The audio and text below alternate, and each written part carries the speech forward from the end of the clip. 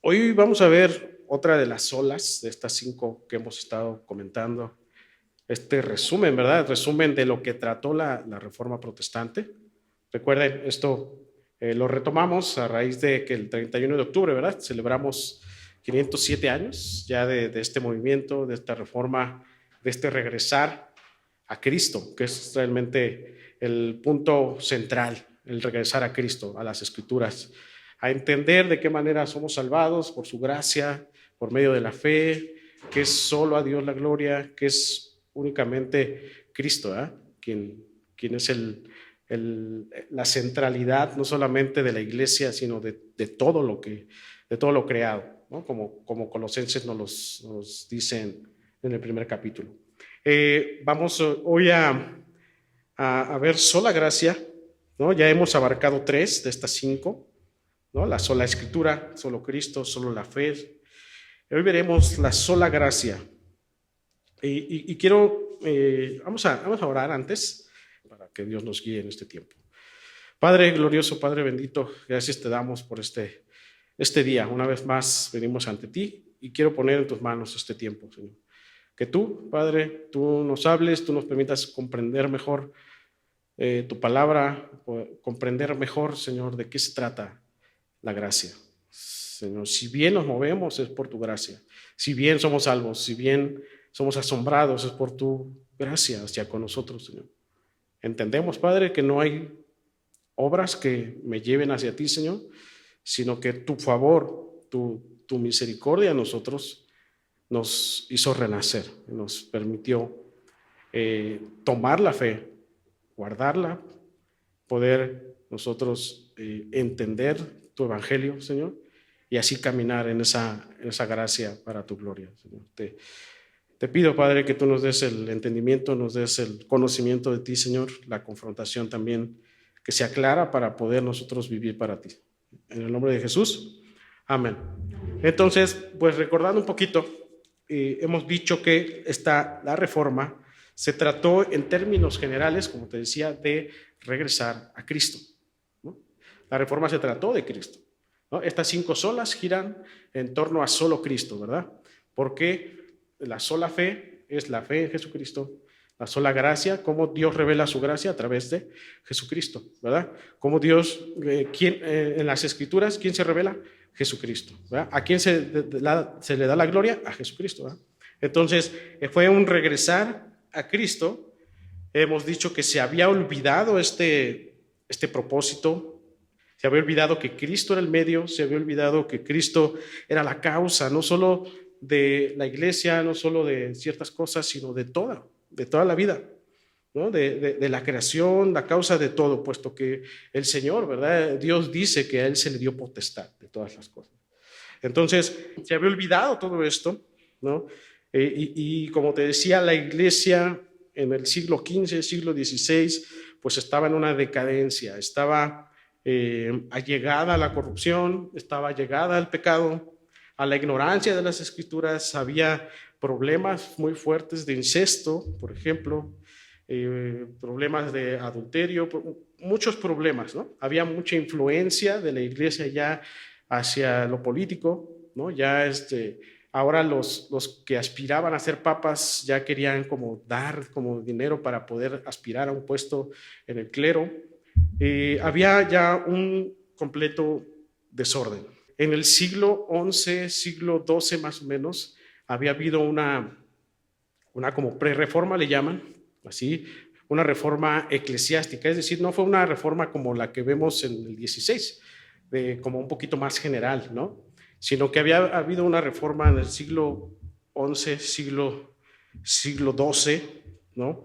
Con estos papas que fueron buenos cristianos, Gregorio XI, Gregorio XI y León IX, eran papas, eran personas que eran buenos cristianos, que tenían buenas intenciones.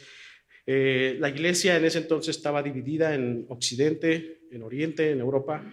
Entonces tenían, por así decirlo, 2 representantes, ¿no? Entonces, estos papas que llegaron, ¿no? Querían unificar la iglesia, puesto que ese era el propósito, ¿verdad?, de las escrituras. y ellos hicieron una prerreforma para esta unificación, ¿no? Para evitar problemas que se están presentando en la iglesia, como el concubinato o problemas de simonía, ¿no? Este término simonía, si tú recuerdas, viene de esta historia de Simón el Mago, ¿se acuerdan? Que quiso comprar, ¿verdad? Al espíritu, ¿no? Para hacer sus artes mágicas. Entonces se le llamó simonía porque ya en ese entonces ya los papas querían comprar un puesto, ¿no? En el clero, ¿no? Ya había como una mafia para poder decir, no, ahora el que va a venir es él, pero hay que dar esto, hay que hacer alianzas con unas naciones, ¿no? Entonces llegan estos papas, hacen esta reforma como para quitar o eliminar este tipo de problemas de concubinato, de simonía. Y entonces, pues es por eso que aquí es donde se determina el famoso celibato, ¿no? Porque dice Gregorio, dice León, bueno, vamos a establecer el celibato para que sea como más difícil, que puedan aspirar a alguien a ser papa, y que quien esté en este celibato pueda concentrarse en Dios y pueda ser una persona piadosa, quien esté al frente de la iglesia. Entonces, sin embargo, pues para el siglo XV, siglo XVI, pues se pervirtió aún más, ¿no? Se pervirtió aún más la iglesia, ¿no? Sí estaba esta idea del celibato, algunas otras, sí se unificó la iglesia, de hecho, por eso se le llamó una prerreforma, porque sí lograron unificar una iglesia, pues una sola, ¿no? Un solo papa, ¿no? Pero la iglesia se pervirtió a lo largo de los siguientes siglos. Pero vemos y podemos revisar toda la historia, que siempre ha habido buenas intenciones, siempre ha habido buenos cristianos, ¿no? Pero siempre vemos problemas, ¿no? Siempre vemos que de una buena intención viene un problema mucho mayor, ¿no? Y entonces, vemos a fieles, hombres que amaron a Dios, ¿no? Que Dios usó para que su promesa de que la iglesia iba a prevalecer permaneciera. Siempre vemos a Dios teniendo ese remanente fiel, ¿verdad? Aunque vienen estos problemas, aunque vienen problemas sociales, problemas de manera general, ¿no? Como ahorita el globalismo, ¿no? Que está como atacando mucho estas ideologías de género, atacando un montón de cosas. Siempre hay problemas, pero siempre Dios cumple su promesa. ¿De qué? De que la iglesia prevalecerá, ¿no? Y que el evangelio y la palabra permanece como tal, ¿no? Entonces, esto es para reflexionar, ¿no? Pero antes decir que esta iglesia en ese entonces, en el siglo XV, XVI, estaba tan corrompida, ¿no? Que incluso hubo un monje dominico, cuando empezó esta situación de que Roma empezó a tener este control de la iglesia, entonces muchas personas dijeron, me voy a ir al desierto y voy a establecer un monasterio, y ahí se empezó a estudiar las escrituras. Entonces empezaron a crear varias, ¿cómo lo podemos decir? Órdenes monásticas. Y entonces hombres también piadosos que levantaron estos monasterios, pues fueron buenos, ¿no? Fueron buenos porque se estudiaron las escrituras y había buenos cristianos, pero hubo una orden monástica de domingo que en realidad, bueno, ya después de que se estableció bien su orden, ya se les llamó los dominicos, como están los franciscanos, no sé si han escuchado los franciscanos y otro tipo de órdenes. Un monje en especial, Johann Tetzel, precisamente en el tiempo de Martín Lutero, era un predicador, este monje, un predicador, y era un recaudador de indulgencias. Cuenta la historia que en sus predicaciones este monje incluía una promesa que decía lo siguiente: tan pronto caiga la moneda en la cajuela, el alma del difunto al cielo vuela. O sea, estaba tan pervertida la iglesia, ya pervertida en cuanto a ya en manera general, incluso monasterios, todo eso. O sea, algo que empezó bien se pervirtió, que decía este monje, predicaba, o sea, tan pronto caiga la moneda en la cajuela, el alma del difunto al cielo vuela, ¿no? Este era un llamado a pagar las indulgencias, ¿no? Era un llamado a dar dinero para adquirir un beneficio, imagínense, no solamente para ellos, sino para sus difuntos, ¿no? Como diciendo, paga un dinero porque es probable que tu difunto, si está en el purgatorio, te puede salvar, ¿no? O sea, era una perversión pues tan fuerte, ¿no? En ese entonces, y nosotros podemos ahorita a lo mejor poder reírnos y decir, ¿cómo pudo haber pasado eso? ¿No? Pero si nosotros vemos el contexto de lo que estaba pasando, vemos que en la Edad Media casi el 90% de las personas eran campesinos y solamente el 10% era terrateniente. Recuerden que era un modo de producción feudal, ¿verdad? Donde nada más el 10% era el que tenía tierras, o el rey, ¿verdad? Que repartía las tierras, y el 90% se dedicaba a ser campesino. O sea, si tú tenías si tú hubieses sido de esa época, es probable que hubieses sido campesino, ¿no? Un 90%. Entonces, te decía, el ser campesino, pues, ¿qué implicaba? Pues ser pobre, ¿verdad? No tener riquezas, implicaba no tener acceso a la educación, implicaba tener muchas privaciones, implicaba estar sujeto a sufrimientos. O sea, no era como que tú decías, voy a chambear para salir adelante, ¿no?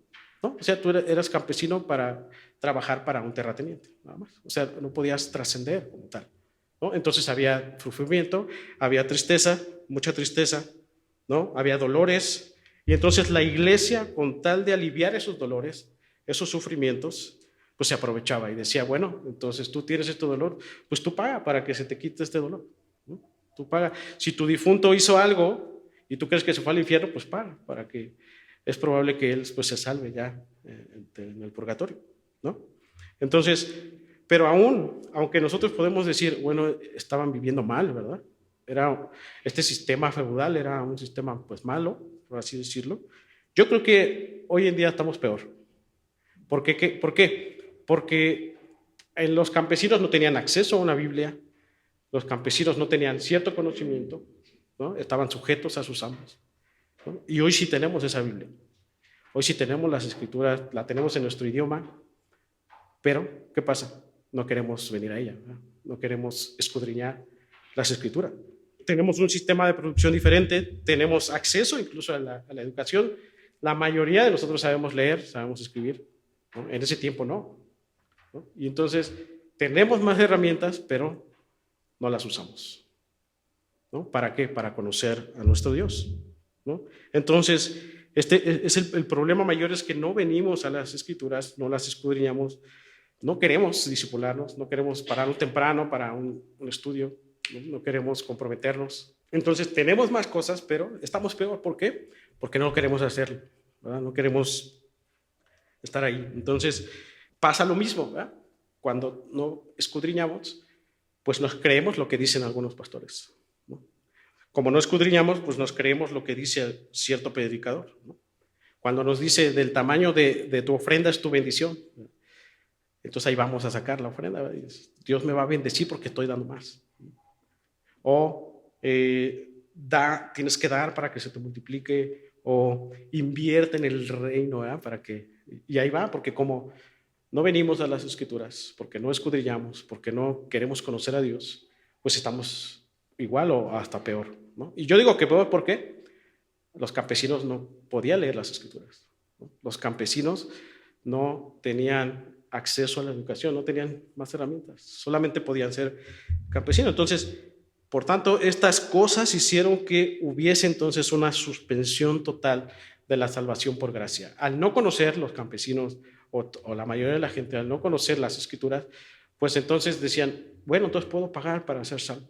Entonces hubo una suspensión total. Como la iglesia se pervirtió, hubo una suspensión total de la gracia. O sea, la gracia en ese entonces no se mencionaba como tal, ¿no? Sino eran las obras, ¿no? Tú podías pagar para ser salvo, pero entonces llega la reforma y el mensaje de la reforma es: Dios solamente salva por su gracia, ¿no? Con base a lo que Cristo hizo en la cruz del Calvario, ¿no? Y con base a lo que las escrituras dicen, Dios otorga salvación. Y empieza por eso un movimiento muy fuerte, ¿no? Ya Martín Lutero traduce, ¿verdad?, la Biblia al alemán, se empieza el desarrollo de la imprenta y entonces la gente ya si era campesino, o sea, ya el campesino y el burgués ya se podían juntar, ¿no? Ya podían platicar acerca de lo que eran las escrituras, ¿no? Y la sola gracia recuperó que solo ella salva y que no las obras como tal, ¿no? Como lo afirma Efesios, acompáñame, Efesios 2, del 5 al 10. Este es el pasaje clave acerca de la salvación por gracia, de donde viene la sola gracia. Y escucha, sígueme con tu vista, dice, aún estando nosotros muertos en pecados, nos dio vida juntamente con Cristo. Por gracia sois salvos. Dice el 6, y juntamente con Él nos resucitó y asimismo nos hizo sentar en los lugares celestiales con Cristo Jesús para mostrar en los siglos venideros las abundantes riquezas de su gracia en su bondad para con nosotros en Cristo Jesús. Porque por gracia sois salvos por medio de la fe, y esto no de vosotros, pues es don de Dios, no por obras, para que nadie se gloríe. Porque somos hechura suya, creados en Cristo Jesús para buenas obras, las cuales Dios preparó de antemano para que anduviésemos en ellos. Vemos aquí que a la gracia, ¿verdad?, como un favor que se recibe. Ya hemos visto este concepto, ¿no?, que es la gracia es un regalo, ¿verdad?, que tú recibes y que no haces nada para poder merecerlo, ¿no? Eso lo entendemos. Es decir, el Señor nos habla de que la gracia no es el resultado de un trabajo realizado. No es, la gracia que tú recibes no es el resultado de que tú trabajaste para adquirirla, sino que es el favor realizado por el que entrega el obsequio. O sea, sí hay una obra en esa gracia, pero no es la obra del que la recibe, sino del que la da, ¿verdad? Y en este caso nuestro Dios, Cristo es la obra. La gracia de Dios es mayor. Esto nos dice que merecemos todo lo opuesto a lo que Dios entrega. Merecemos todo lo opuesto a lo que Dios entrega. Por ejemplo, el Señor nos entrega salvación cuando nosotros merecemos ¿qué? Condenación, ¿verdad? Recibimos perdón cuando nosotros merecemos la ira de Dios en nosotros, ¿no? Recibimos esperanza cuando ¿qué? Merecemos ¿qué? Pues el infierno, ¿no? O merecemos desesperanza, ¿no? Recibimos misericordia cuando merecemos ser desechados por Dios. Recibimos a Cristo, ¿verdad?, cuando nosotros éramos quien debíamos estar pagando por el pecado. Recibimos vida cuando merecíamos muerte. Eso es la gracia. Eso es la gracia. Recibimos algo de Dios, de algo que merecíamos, ¿no?, como tal, ¿no? La gracia de Dios manifestada en Cristo debe traer a nosotros una respuesta de asombro. O sea, al tú ver la gracia de Dios, de saber que Él te ha dado un regalo, que no depende de ti, sino de lo que Él ha hecho, entonces eso debe traer a ti, y todos los días a ti, un asombro total de quién es Dios.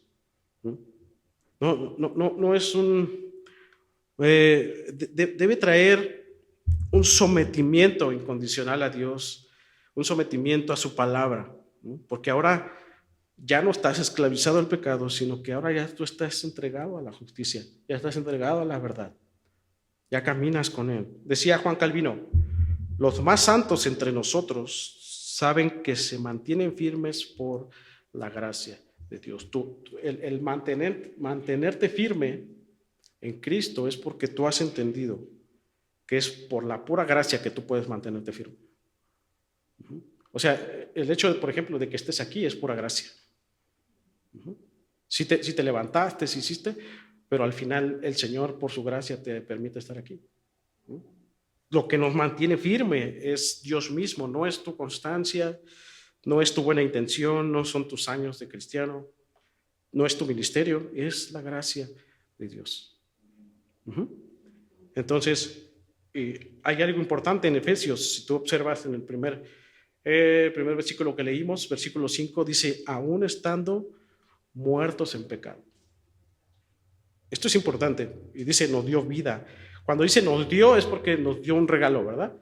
Y entonces, aquí, y el regalo dice juntamente con Cristo, dice por gracia soy salvo. Este versículo es clave para entender la gracia. Dice que aún estando muertos en pecado, y esto es clave porque ¿qué hace un muerto? Nada. No puede hacer nada un muerto. ¿No? Lázaro resucitó no porque él se esforzó en resucitar, sino porque el Señor le llamó, ¿verdad? Entonces, un muerto no hace nada, no puede moverse, no puede respirar, no puede hablar. ¿Por qué? Porque está muerto. Entonces, para que él pueda hacer algo, o para que él pueda redirigirse, él necesita vivir, ¿verdad? Entonces, dice aquí que entonces por eso Dios nos dio vida juntamente con Cristo, ¿no? Para que podamos ir hacia Él. Esto es la gracia, ¿no? Que tú estabas muerto, que tú estabas imposibilitado, tú no podías acercarte a Dios, tú no tenías intenciones, tú no podías ni querías ir a Dios. ¿Por qué? Porque estabas muerto en tus delitos y pecados. Entonces te llega la gracia, se te da este regalo y este regalo te da vida juntamente con Cristo, ¿no? Y entonces por gracia eres salvo. Entonces ahora despertaste y cantábamos ahorita, tu gracia llegó y fueron abiertos nuestros ojos, ¿no? Fue como decía Newton, el que canta, vamos a cantarte la canción, decía que cuando llegó la gracia él vio que las puertas como del cielo se abrían, ¿no? No sé si es exagerado, pero sí es así. O sea, no sé si tú recuerdas cuando el Señor realmente te rescató, tú viste como las puertas del cielo se abrían, ¿no? Y que ya viste la vida de una manera distinta. Ya todo lo que tenías atrás quedó, y entonces ahora tú dices, tu gracia llegó, Señor. Ahora quiero agradarte en todo lo que tú haces, ¿no? Entonces, Dios es quien nos da la vida, nos da su gracia con Cristo, y una vida en gracia, un regalo de algo que nosotros no hicimos, porque estábamos totalmente muertos. El ejemplo de Abraham, vamos a Romanos 4, del 1 al 5, y luego nos vamos a saltar al 16. Dice, ¿qué pues diremos que halló Abraham, nuestro padre según la carne? Porque si Abraham fue justificado por las obras, tiene de qué gloriarse, pero no para con Dios. Porque ¿qué dice la Escritura? Creyó Abraham a Dios y le fue contado por justicia. Escucha el 4. Pero al que obra, no se le cuenta el salario como gracia, sino como deuda. Mas el que no obra, sino cree en aquel que justifica al impío, su fe le es contada por justicia. Dice el 16, nos saltamos al 16. Dice, por tanto, es por fe para que sea por gracia. Por tanto, es por fe para que sea por gracia, a fin de que la promesa sea firme para toda su descendencia, no solamente para la que es de la ley, sino también para la que es de la fe de Abraham, el cual es padre de todos nosotros. Dice aquí que si la salvación no fuera por gracia, ¿verdad? ¿Quién sería salvo? Nadie, ¿verdad? Porque dice Romanos también, Pablo ha dicho anteriormente que no hay justo ni uno solo, ¿verdad? No hay quien busque a Dios. Todos se descarriaron, todos hicieron lo malo. Entonces, si fuera por obras, entonces, imagínense que la salvación fuera por obras, ¿no? Entonces, ¿quién se llevaría la gloria?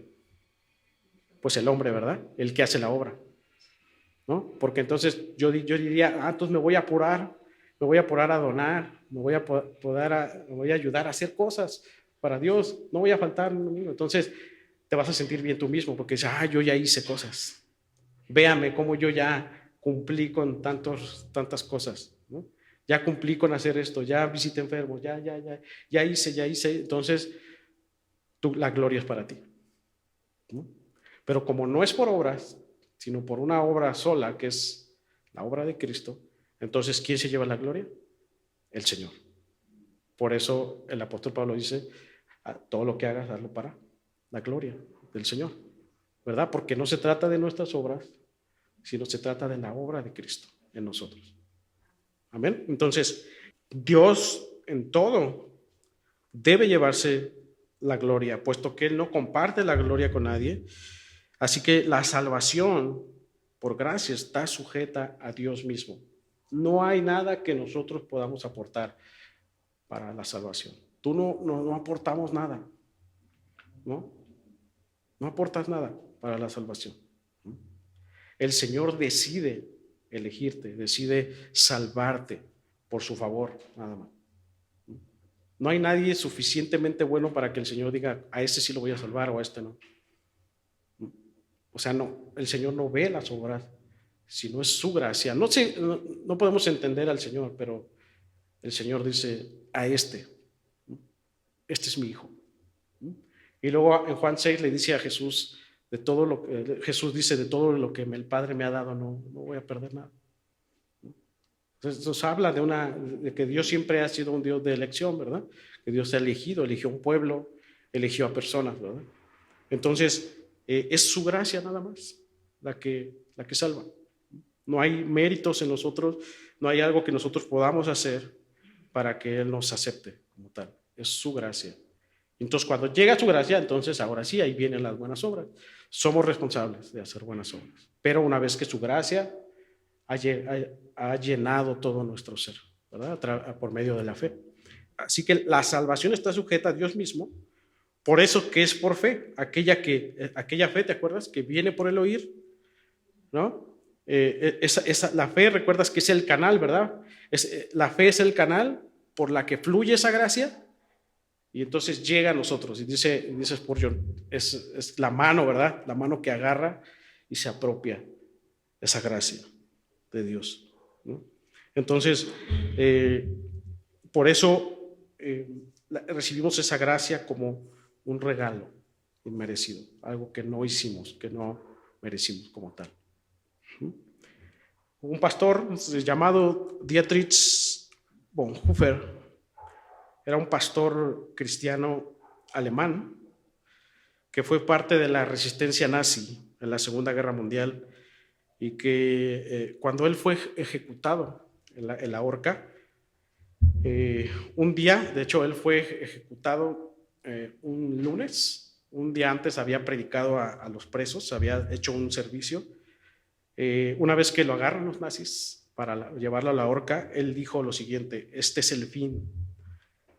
Dice, para mí el principio de vida, ¿no? De hecho, un testigo de quien vio la muerte de este pastor por los nazis en la horca dijo que este hombre, antes de morir, él se arrodilló antes de subir los escalones para llevarlo a la horca. Dice, lo vi valiente, lo vi sereno. Y dijo, este hombre que lo vio, que era un médico, dijo, en mis 50 años como doctor no había visto morir a un hombre tan entregado a la voluntad de Dios. Pero esto es como algo que quiero decirte de este personaje, pero en uno de sus libros habla acerca de la gracia barata y la gracia cara. Y voy a leer un extracto de lo que dice su libro. Escucha. La gracia barata es la predicación del perdón sin requerir arrepentimiento, el bautismo sin la disciplina de la iglesia, la comunión sin confesión, la absolución sin confesión personal. La gracia barata es la gracia sin discipulado, la gracia sin la cruz, la gracia sin Jesucristo, vivo y encarnado. Observa aquí que él está hablando de dos gracias. Dice, la gracia barata es aquella que se conoce, pero que no hay arrepentimiento, ¿no? Que se da un bautismo, pero no hay disciplina, que participa de la comunión, pero no hay confesión de pecados, ¿no? Que la gracia barata es una gracia que sí la conoces, pero que no deseas conocer a Dios, discipularte, ¿no? Y en contraste, él dice, la gracia cara es el tesoro oculto en el campo por el que el hombre vende todo lo que tiene. Es la perla preciosa por la que el mercader entrega todos sus bienes. Es el reino de Cristo por el que el hombre se arranca el ojo que le escandaliza. Es la llamada de Jesucristo que hace que el discípulo abandone sus redes y le siga. La gracia cara es el evangelio que siempre hemos de buscar. Son los dones que hemos de pedir, es la puerta a la que se llama. Vean este contraste que hace este pastor, ¿verdad? La gracia cara. Tú puedes conocer la gracia, pero no vivir la gracia como tal, como lo que es. Tú puedes, tú puedes memorizarte el Efesios 2, 5 al 9, ¿verdad? De que la gracia, de que somos salvos por gracia. Pero no precisamente tiene que ser que tú vivas esa gracia. Una gracia que te lleva a hacer cosas radicales, como lo hizo con los discípulos, ¿no? Dejar sus redes en ese momento, dejar a sus familias. Ya lo vimos en Marcos, ¿verdad? Como aquel hombre que se arranca el ojo que le escandaliza, ¿no? Aquel, eh, aquel que vende todos sus bienes para un bien, para el bien de la iglesia, como lo vimos en Hechos. La gracia, una vez que nos llena, nos permite hacer cosas radicales para el Señor. ¿Qué gracia tú estás considerando? ¿Una gracia barata? Aquella que cree que solo por hacer cosas ya alcanzó el favor de Dios, ¿no? Aquella gracia barata es decir, voy todos los domingos, ir todos los domingos, voy a estar bien con Dios, nada más. Pero hasta ahí se queda y de lunes a sábado es un desastre su vida. Eso es gracia barata, como el creer que hacer cosas me van a llevar a Dios o me van a permitir estar bien con Dios, ¿no? Pero la gracia cara es aquel que digo, dejo este pecado para caminar con mi Dios. Dejo toda mi vida atrás para caminar con Dios, ¿no? Y comienzo a accionar, ¿verdad? Conforme a esa gracia. Confirmo a predicar el Evangelio, por ejemplo, ¿no? Entonces, ¿qué gracia tú estás viviendo?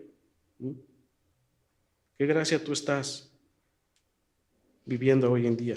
¿No? Que porque creo que ya me bauticé, ya soy salvo, ya puedo hacer lo que yo quiera, ¿no? Te decía, esto es simonía, ¿verdad? El que tú creas que haces algo para sentirte bien o sentirte descansado y tu vida es un auténtico desastre, ¿verdad? ¿No? El querer comprar los dones del Espíritu. Creer porque tomo ya la cena o creer porque tengo un pescadito en el carro, ¿eh? También ya creemos que somos verdaderos cristianos, ¿no? Pero sin una relación con Cristo, pero sin una fe verdadera. O sea, sí venir a la iglesia, pero no tener una relación con Dios, no querer participar en las cosas del Señor, el seguir viviendo una vida incorrecta, seguir teniendo amistades que no van acorde, ¿verdad? Eso es gracia barata, ¿no? Seguir mi vida como yo la quiero tener e ir los domingos nada más, y sentirme bien domingo y otra vez, y así. Pero una gracia cara es aquella que es una vida transformada y que busca vivir para la gloria de Cristo en todos los ámbitos. Aquella gracia que aquel discípulo decide abandonar sus redes, decide abandonar sus pecados. Aquel discípulo que huye de las tentaciones. Aquel discípulo que clama al Señor y que dice todos los días, Señor, no puedo yo solo, ayúdame, ¿no? Es más, no puedo hacerlo. Necesito tu intervención. Aquel que ha sido lleno de esa gracia es aquel que clama al Señor y le dice, Señor, solo por tu poder puedo caminar contigo, ¿no? Aquel que muere a sí mismo todos los días para seguir a su Señor. Ese es el que ha sido inundado de esa gracia del Señor. Aquel que se mueve todos los días por el Evangelio, ¿no? Que busca agradar a su Señor en todo lo que hace. Aquel que ha recibido la gracia es aquel que clama con gratitud al Señor. El ejemplo de David, Salmo 51, 1 al 11. Fíjate, David después de pecar, ¿verdad? Después de allegarse a Betsabé, él clama al Señor, inundado de esa gracia, de ese arrepentimiento, ¿verdad? Él dice, ten piedad de mí, oh Dios, conforme a tu misericordia. Este conforme es como, Señor, conforme a lo que tú digas, conforme a lo que tú establezcas, ten piedad de mí. Dice, conforme a la multitud de tus piedades, borra mis rebeliones. Lávame más y más de mi maldad y límpiame de mi pecado. Porque yo reconozco mis rebeliones y mi pecado está delante de mí. ¿Así son tus oraciones todos los días? De que tú estás tan abrumado de su gracia que cualquier cosa que no va acorde al Señor, tú dices, Señor, ten piedad de mí. Límpiame, Señor. Borra mis rebeliones. Lávame todos los días, ¿no? Yo reconozco mis rebeliones. Mi pecado está delante de mí. Contra ti solo he pecado y he hecho lo malo delante de tus ojos. Así es tu oración. Dice, para que seas reconocido justo en tu palabra y tenido por puro en tu juicio. Dice el 5, he aquí en maldad he sido formado y en pecado me concibió mi madre. He aquí tú amas la verdad en lo íntimo y en lo secreto me has hecho comprender sabiduría. Purifícame con hisopo y seré limpio, lávame y seré más blanco que la nieve. Hazme oír gozo y alegría y se recrearán los huesos que has abatido. Esconde tu rostro de mis pecados y borra todas mis maldades. Crea en mí, oh Dios, un corazón limpio y renueva un espíritu recto dentro de mí. No me eches de delante de ti y no quites de mí tu santo espíritu. Vuélveme al gozo de tu salvación y espíritu noble me sustenta. ¿Tu oración es de esa forma? ¿Todos los días tú oras de esa forma? Señor, ten piedad de mí, límpiame. Haz tu voluntad, que se haga conforme a lo que tú dices, ¿no? Aquel que vive en esa gracia reconoce que solo Dios puede salvarle, que solo Dios puede limpiar su pecado. Aquel que reconoce su pecado, aquel que reconoce su condición condenatoria, aquel que reconoce que necesita conocer a Dios en lo íntimo, aquel que reconoce que necesita ser regenerado, que necesita ser limpiado constantemente, aquel que reconoce que solo Dios puede sustentarle, que solo Dios puede darle gozo. Aquel que vive en esa gracia del Señor es aquel que reconoce al Señor como su todo, como que le debe todo, toda su vida, aquel que le entrega todo, su ser, aquel que deja todo lo que es de Él y le entrega toda su vida a Él. Por último, la gracia fue gratis para nosotros, ¿verdad? No nos costó nada, puesto que no hicimos nada, ¿verdad?, para merecerlo. Pero no fue gratis para el Señor, porque la gracia tuvo un costo de alto valor. Y ese costo es la muerte de nuestro Señor Jesucristo en la cruz del Calvario. La gracia es gratis, tú la recibes gratis, ¿verdad? Pero no fue gratis para Dios, puesto que a Dios le costó dar a su Hijo, a su único Hijo, en la cruz del Calvario. Al Señor le costó hacerse hombre, venir a esta tierra, ¿verdad?, caminar entre los demás, sujetarse a hombres, ¿no?, sujetarse a unos padres, caminar sobre el polvo, sufrir, ser latigueado, ser escupido, ser blasfemado. Vean todo lo que costó, ¿verdad? Y luego camino a la cruz, ¿verdad? Ser insultado, lo acusaron sin tener culpa, fue a la cruz obediente y fue a la muerte y él se clavó, ¿verdad? Él no puso resistencia, él clavó en la cruz tus pecados, el pecado de muchos, de aquellos que habían de creer, los que iban a creer, ¿verdad? Y él dijo, al final, cuando él expiró, ¿verdad?, dice, consumado es. Significa, la obra está hecha. Significa, tú no tienes que hacer nada. Yo ya hice la obra en la cruz. Yo ya hice la obra, ya ahora recibe esa gracia. Pero ahora, enfócate bien, porque esa gracia que tú has recibido tuvo un alto valor y un alto costo, que fue la muerte de Dios mismo en la cruz del Calvario. Ahora camina sobre esa gracia, ahora vive en esa gracia y vive para la gloria de Dios. Y segundo, la gracia, esa gracia nos mantiene esperanzados. La gracia recibida de parte de Dios nos mantiene esperanzados de que Él va a regresar pronto, de que Él viene por mí, viene por ti. Tú que recibiste esa gracia, tú que Tú que abrazaste esa gracia, va a llegar un momento en que verás como tal, se va a consumar la venida de Cristo y tú estarás con Él por su gracia, en gloria, por la eternidad. Entonces, su gracia nos permite vivir en función de la eternidad. Su gracia nos permite vivir en función de la eternidad. Nos permite vivir esperanzados. Porque ahora, al nosotros tener esta gracia, nuestra mirada está orientada al trono de Cristo y a su gloria. La gracia de Dios terminará lo que empezó en nosotros y por fin seremos algún día glorificados junto con Él en un cuerpo nuevo, adorándole por toda la eternidad con Él. Hermano, dice también el apóstol Pablo, le dice a Timoteo, esfuérzate en esa gracia, esfuérzate en la gracia. Pareciera que fuera como una obra, ¿no? De que esforzar, pero no es así, porque puesto que la gracia ya está, puesto que la gracia ya inundó mi corazón, ahora sí esfuérzate en vivir para la gloria de Dios, esfuérzate en esa gracia, ¿no? Hermano, descansa en esa gracia. ¿Qué te aflige hoy? ¿Qué te aflige? ¿Qué te aflige? Varias cosas nos afligen, pero descansa en la gracia, descansa en esa promesa que tenemos con Él. Descansa en lo que Cristo hizo, ¿no? ¿Te afligen tus hijos?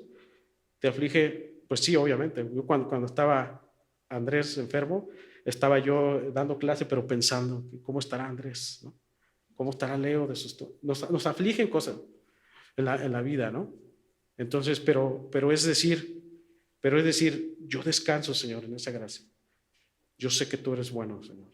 Y yo tengo confianza en lo que tú has prometido y en lo que tú has hecho por mí, Señor. Descansa en esa gracia. Que esa gracia te des, como lo dice Pablo, te dé esa paz, te dé ese gozo. Puesto que tú en esa gracia tú debes de entender que tu paz está asegurada, que tu redención está asegurada, que tu eternidad está asegurada, que el perdón hacia ti está asegurado.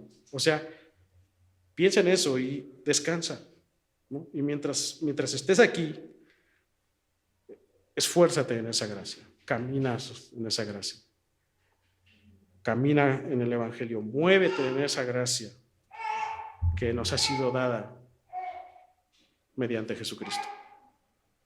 Solamente por gracia el Señor salva. Solamente por gracia, porque somos salvos. No hay nada que tú puedas hacer para alcanzar algo. No hay nada, incluso no hay nada que tú puedas hacer para que Dios te ame más o te ame menos. Él ya te ama, ¿no? Porque a veces que voy a hacer más porque Dios me va a amar si hago más. O si hago menos, Dios me va a amar menos, ¿no? Pensamos así a veces, pero no, Dios ya nos ama. Entonces ahora tú esfuérzate en esa gracia, confía en Jesucristo y camina junto con Él para su gloria. Vamos a orar. Padre, bendito, gracias por este tiempo, gracias por tu palabra, Señor. Espero, Señor, y es mi anhelo que el conocer tu gracia haya tocado en nuestro corazón el día de hoy. Que al recordar, porque quizá a lo mejor ya lo conocíamos, ya sabíamos el concepto, pero al recordar y al reflexionar, tú hayas movido y tú hayas reorganizado nuestra vida, reorientado nuestra vida a ti, Señor. Que tu palabra, Señor, sea la base de esta gracia, que podamos vivirla, caminarla constantemente. Bien sabemos, tenemos miles de aflicciones, tenemos preocupaciones por muchas cosas, pero que tu gracia, Señor, sea nuestro refugio, sea nuestra esperanza, sea nuestra seguridad en nosotros, Señor. De que podamos nosotros entender que al vivir en esta gracia nosotros estamos mirando hacia el futuro contigo, hacia la eternidad, Señor, de que tú tienes asegurada una morada, de que tú tienes asegurada nuestra salvación, asegurada nuestra fe, Señor. Guíanos, fortalécenos, porque en este caminar, Señor, hay tentaciones, porque en este caminar hay aflicciones, así que permítenos estar siempre unidos a ti, esperanzados en ti. Señor, gracias por ese tiempo, gracias por mis hermanos que están aquí, que puedan guardar y que puedan aplicar todo lo que aprendimos en este tiempo. Señor, te glorificamos y te bendecimos en Cristo Jesús. Amén. Amén.